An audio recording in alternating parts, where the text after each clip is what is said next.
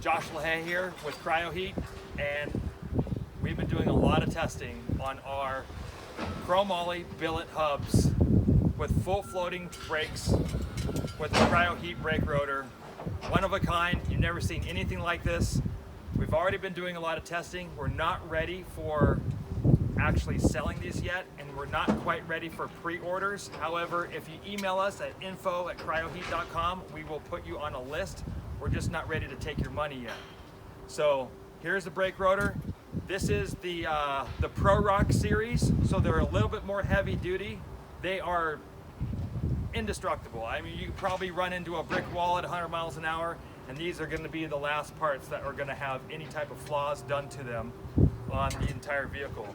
But like I said, they're going to be full floating disc brake, which is going to help out a lot to get rid of a lot of the drag and keep the alignment and also keep the temperatures down.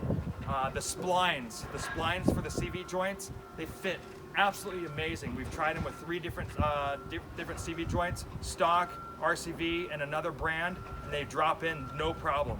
They're not loose, they're not tight. So for those of you that are racing and you might break an axle, to pull a spline out of this thing on the track is super easy. And again, like I said, that's our Pro Rock.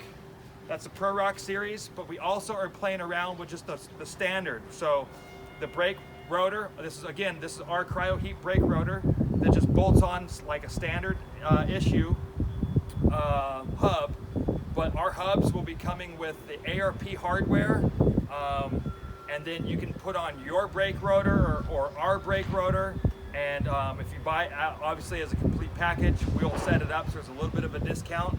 And then yeah, so we're gonna probably have 2 different styles.